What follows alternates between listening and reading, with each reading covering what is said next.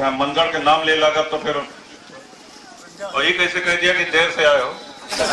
आधा घंटा 11 बजे की मीटिंग रही जी महाराज, आप नहीं लेट रहे जी, मैं तो कहा था कि बहुत देर से प्रतीक्षा कर रहे हैं, तो 25 मिनट तो लेट हुए जी। राव तुम 10 बजे कर रहे हैं।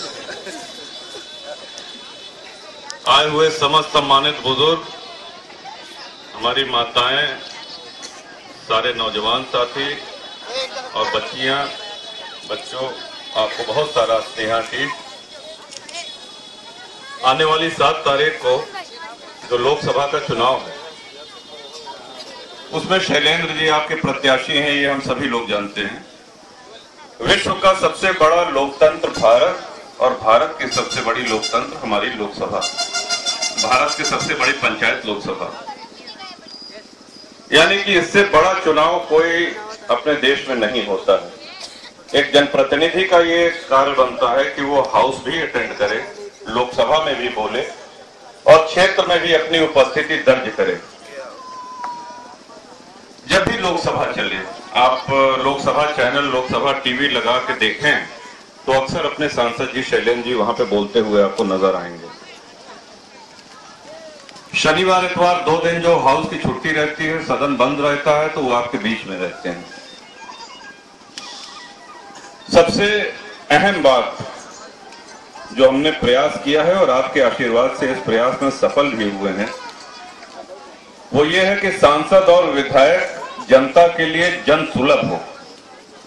अभी हाल में परिसीमन हुआ, परिसीमन में कागज पे एक लाइन खींच दी गई और उसमें यह कहा गया कि साहब ये मनगढ़ जो है,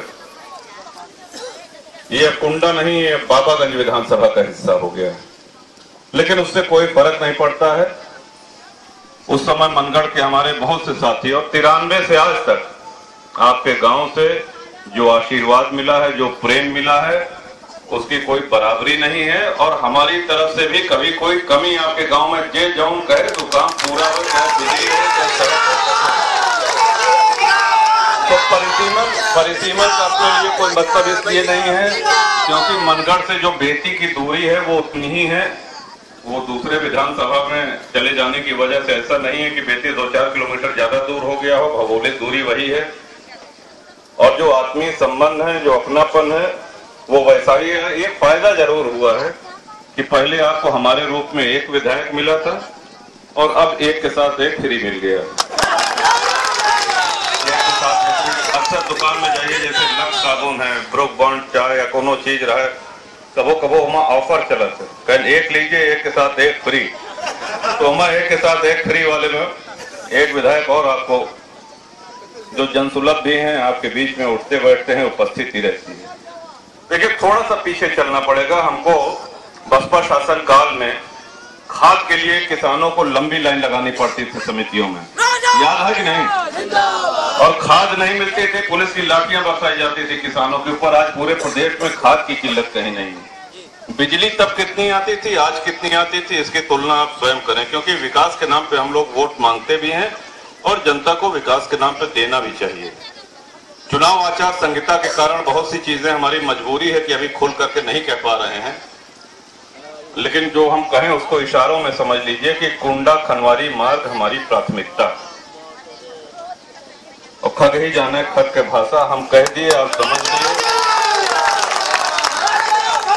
बहुत सी आजकल चुनाव आयोग बहाना ढूंढता है और विपक्षी के पास करे कि और कुछ नहीं ना, जरा तो हाँ ये देखिए साहब, ये जो है ये उल्लंघन हो गया, आचार संहिता का उल्लंघन हो गया।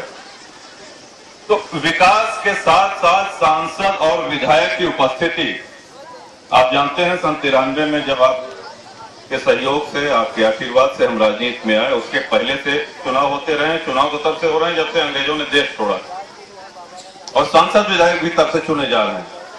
लेकिन मनगढ़ ग्राम सभा में और आसपास के जितने ग्राम सभा, बल्कि हम तो ये कहें कि पूरे बाबागंज ब्लॉक में कितने ऐसे लोग हैं जो ये कह सकते थे इसके पहले कि हम अपने सांसद को अपने दरवाजे बुला सकते हैं।